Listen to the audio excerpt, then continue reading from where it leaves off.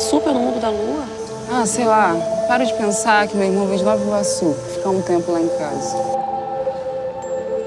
Você sabia que o Juliano foi considerado o pai da psiquiatria aqui no Brasil? Que Juliano? O Juliano Moreira, Estelar. Não é possível que você não conheça a história do lugar onde você mora, né? Quando eu fui para a colônia Juliano Moreira, eu percebi que muito daquelas imagens ao qual eu estava digitalizando criavam uma certa construção do imaginário sobre a loucura. Então tinha muitos materiais sobre encontros de psiquiatria, de imagens das pessoas em diversas situações de vulnerabilidade. E eu percebi que eu não queria fazer um filme sobre loucura na colônia Juliano Moreira. Então eu decidi usar apenas imagens da paisagem, sem pessoas, e criar essa relação temporal de modo que convidar as populações daquele lugar pudesse não ser sobre loucura, mas ao mesmo tempo questionasse certas razões, né? Razões essas que muitas das vezes estão vinculadas ao conservadorismo e que muitas das vezes criam conflitos internos a diversas populações do Brasil, né? Então muitas das vezes nós não nos aproximamos de pessoas que nós amamos por conta de lógicas que não fazem o menor sentido, né? Ou melhor, fazem sentido para a desigualdade. Então eu acho que a fantasia ela vem como um artifício de inverter a lógica dessa razão e buscar outras possibilidades de linguagem, de formas de estar, de conviver, de olhar juntos para o mundo. As minhas maiores inspirações são as vidas que acontecem ao meu redor. Então, certamente, as periferias ao qual eu passei foram motivadores de muitos elementos que acontecem dentro dos filmes, se não mesmo cenários e paisagens onde esses filmes acontecem, né? E nos meus filmes eu tento fazer uma relação de essas paisagens não sejam apenas cenários, mas que elas possam ser personagens também, onde a gente acaba criando um sistema de produção que se relaciona muito com o território, seja no convite de moradores para participar do elenco, ou instituições locais, coletivos locais e, mais recentemente, artistas locais, como o caso dos artistas do Polo Experimental Atelier Gaia, na colônia Juliano Moreira. Durante toda a minha formação artística e minha relação com o cinema, muitos nãos apareceram nesse processo, antes mesmo do cinema em si, né? Então, muitas das vezes, fazer cinema enquanto um jovem que vem da periferia parecia impossível, muitas das vezes, né? E eu percebo com muitas pessoas que eu chamo para trabalhar comigo ou que acabam participando do elenco, que são pessoas que também lidaram com o impossível na sua maneira, assim. Seja por questões de classe, de raça, de gênero. E eu acredito que diversas populações que são afetadas pela desigualdade histórica têm um certo aspecto nas suas narrativas que parecem tensionar transformações de mundo para que o seu mundo seja possível. Então, a trilogia do impossível, ela visa observar a ficção como uma possibilidade de criação de realidades, né? Criação de mundos possíveis frente a absurdos brasileiros que nos excluem cada vez mais dos espaços. Então, o Perpétuo ele tem essa característica de partir da Baixada Fluminense, de ter uma produção geolocalizada lá. Colônia Juliano Moreira também está presente nesse segundo filme, Entre a Colônia e as Estrelas, e o terceiro é o Jornada, que vem mais por aí, mas que continua acompanhando esse uso da ficção como uma ferramenta de enfrentamento das desigualdades, das impossibilidades, em prol de uma produção de impacto social, em prol de uma possibilidade de viver.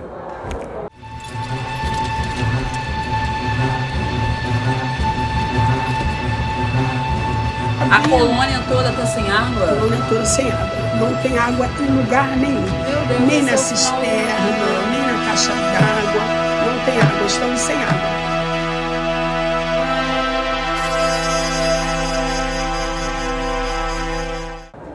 A trilha sonora é assinada pela Pode Ser Desligado, ela é uma grande parceira, produtora musical, artista visual, trilhista, que já esteve no Perpétuo, assim como várias pessoas da equipe.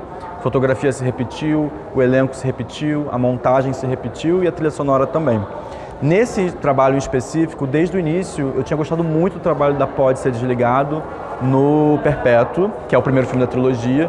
E aí, quando a gente vai para o segundo momento, eu convido ela a criar um álbum. Eu sempre amei trilha sonora original de filmes. Eu sempre eu ouço trilhas sonoras para escrever.